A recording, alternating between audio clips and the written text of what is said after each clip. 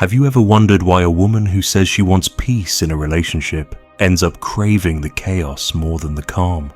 Why she swears she's tired of drama, yet the men who give her stability bore her, while the ones who shake her world keep her hooked like she's chasing her next fix? Imagine her heart not as a gentle meadow, but as a roller coaster ride, steep drops, violent turns, stomach-dropping plunges followed by euphoric highs. That is not just entertainment for her. For many women, it becomes the drug, and the man who unknowingly feeds her that drug pays with his soul. You might remember a time you were that man. At first, you thought her hot and cold mood swings were just quirks. She texts you all night, vulnerable, laughing, telling you things she's never told anyone. Then, the very next day, she withdraws, goes silent, and acts distant like you did something wrong. You chase, you double text, you ask, "Are you okay? Did I do something?" Suddenly, she's warm again, wrapping you in attention, rewarding you with intimacy. Your brain learns the pattern before you even realize it. Uncertainty, then relief, confusion, then reward, and it pulls you deeper. What you don't realize is that your nervous system is being hijacked. Every time she withholds affection, your brain releases stress chemicals. You ache, you obsess, you wonder.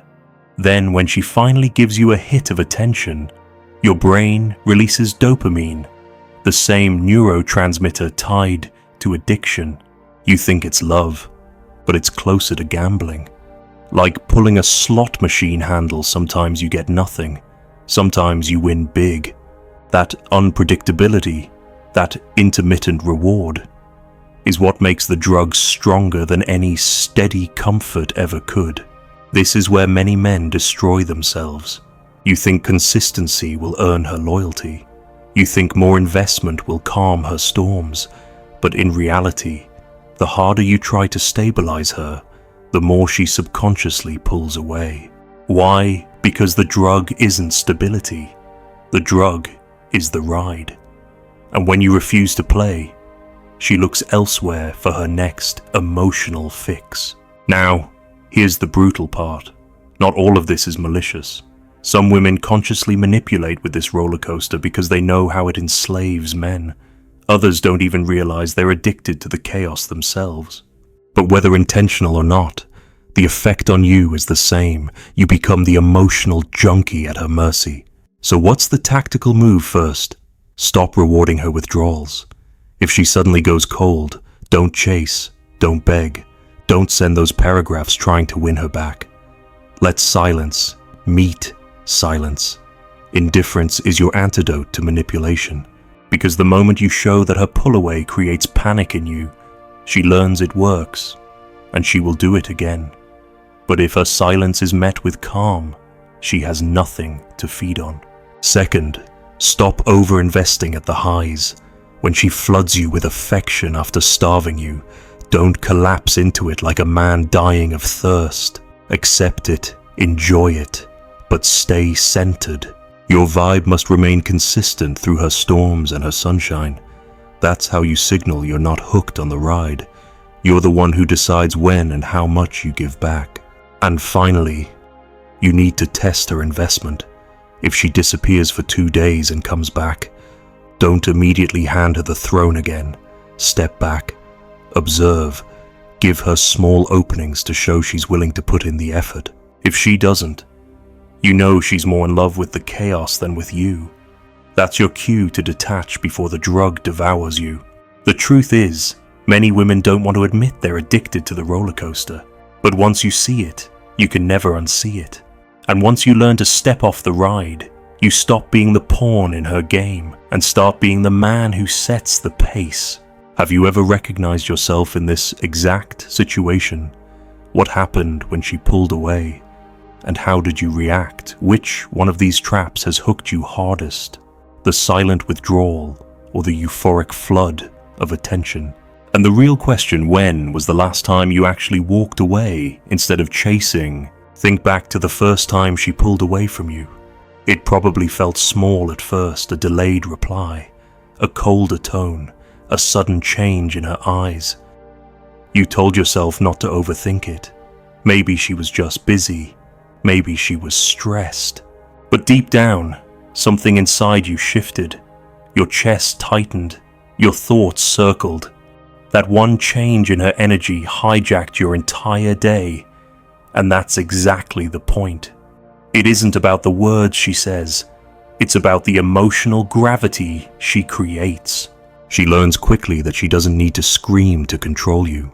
She only needs to step back slightly, and you will do the chasing for her. The problem is, men are conditioned to fix things. You grew up thinking if something breaks, you repair it. If someone you love is upset, you comfort them. But with her, every attempt to fix only sinks you deeper. When you ask, "What's wrong?" and she responds, "Nothing," while her silence screams otherwise, you step into the trap. She wants you uncertain. She wants you questioning yourself. Because when you're unbalanced, you'll do anything to bring the warmth back. It's the same psychology casinos use. Think about slot machines. They're not designed to give consistent wins. They're designed to give you just enough reward to keep you hooked, while starving you with losses in between. The high is only high because of the low before it. The jackpot feels euphoric because of the long, painful drought. That is exactly how emotional roller coasters work in dating. And once you're in it, your body mistakes addiction for love. Now here's where men sabotage themselves the most. You start to confuse effort with effectiveness. You think the more you invest, the more she'll feel secure. But what you're really doing is teaching her that chaos earns your energy. Every time she withdraws and you chase, she learns the cycle is working, and your own sense of worth slowly erodes. Because you've handed her the steering wheel of your emotions. What's worse? This cycle doesn't just drain you in the moment it changes who you are. You begin to lose your natural edge, your calm confidence. Friends notice you're more anxious. Work suffers because you're preoccupied with decoding her silence. You're not sleeping as well.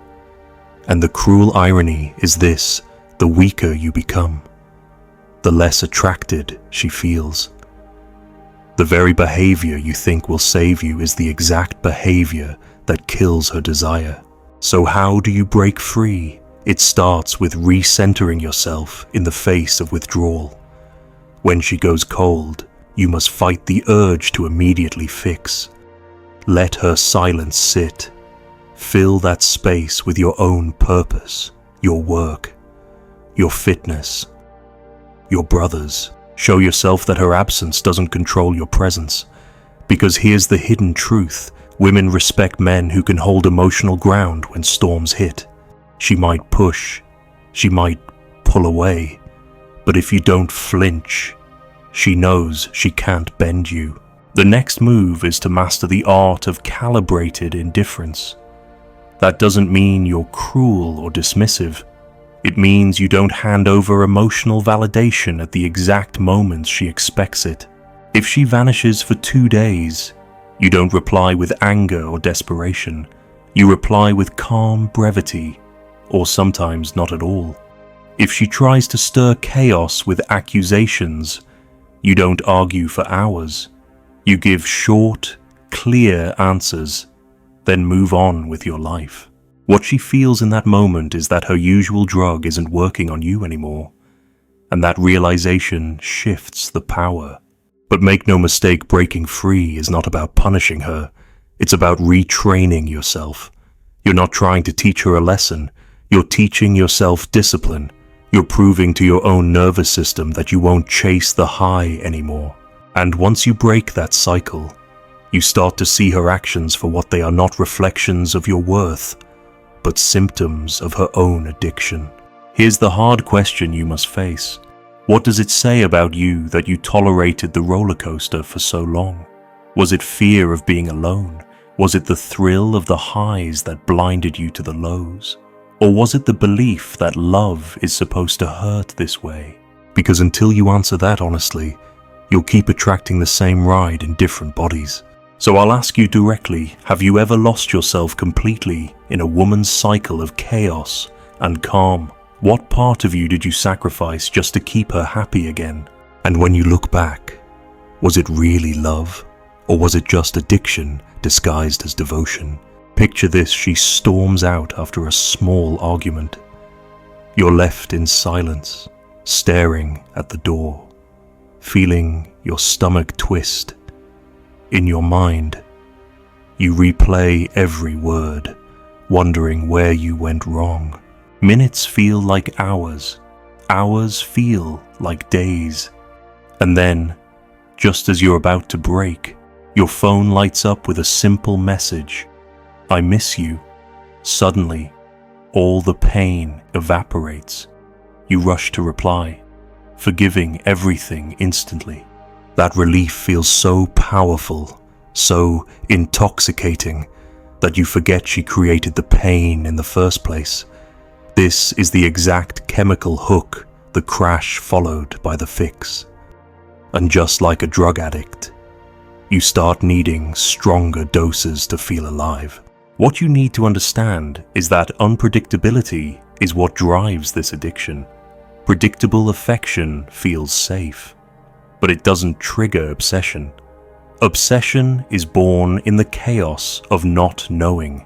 One day, she's warm and adoring, making you feel like the only man in her world. The next, she's cold, distracted, even cruel. That gap between who she was yesterday and who she is today becomes the battlefield you fight on. You keep chasing yesterday's version of her, believing if you just try hard enough, you'll get her back. But the harder you chase, the faster she slips away. This is why men end up abandoning their own standards. At first, you told yourself you'd never tolerate disrespect. But after weeks on this ride, you justify her moods. You excuse her silence. You accept less and less, thinking if you're patient enough, the good times will return. What you don't realize is that every compromise you make for the sake of keeping the peace trains her to push further. And the more she sees you bend, the more she loses respect. Because in her eyes, if you can be shaken this easily, you're not the man she thought you were. Here's the brutal paradox: she doesn't consciously want to lose respect for you, but emotionally, she can't help it. A man who loses himself to her chaos feels weak. And no matter how much she says she loves you, her attraction is tied to her respect. Without respect, love decays. Without respect, even the highs won't save you. So what's the counter strategy? You must learn to create your own unpredictability, not by playing games, but by not being fully available to her storms. If she withdraws, don't scramble. If she lashes out, don't over-explain. Keep your life so full, so grounded in purpose, that her swings barely register on your radar. When she realizes she can't control the rhythm of your emotions, she will either adapt to your stability or self-destruct trying. Either way, you win because you stay in control of yourself. You also need to master the pause. Most men lose power in the instant reaction, the angry text, the desperate call, the flood of reassurance. When you pause instead, you strip her of control. You let time pass before you answer. You let her wonder what you're doing, where your focus is, why you're not begging for her warmth again. That pause is where your strength lives. It's the difference between being a man on a leash and being a man who commands his own space. Another tactic is recalibration. After every cycle, test her investment. Don't just open the gates because she says, "I miss you." Watch if her actions match her words. Does she follow through, or does she drift again once you give her the comfort she craves? You must become an observer, not just a participant. Because the moment you see the pattern clearly, the spell breaks. You stop taking her highs at face value and start measuring her consistency.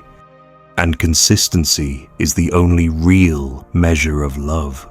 Understand this: emotional roller coasters are not built for men who value peace. They are built to drain the men who confuse chaos with passion. If you're not careful, you'll waste years in a cycle that only leaves you emptier. But if you learn to step off, if you can stomach the silence and resist the fix, you reclaim a power most men never touch: the power to walk away from her storm without letting it define you. So, I'll leave you with this. Have you ever noticed how much of your life was consumed by waiting for her next mood swing? How many opportunities, hobbies, and friendships did you put on hold just to manage her chaos? And the hardest question of all, if the roller coaster was the only thing keeping you in love, what would happen if you stopped riding it? Here's the harshest truth you'll ever hear about emotional roller coasters. She doesn't just ride them with you, she builds them for you. Every high she gives you is designed, consciously or unconsciously, to make the crash that follows feel unbearable. And the cycle repeats until you can't separate her from your own sense of identity. That's why men say things like, "I don't know who I am without her." It's not her you're addicted to. It's the chemical spike of relief you feel when she gives you what she's been withholding. Think about how many times you've bent your own rules just to stay on the ride.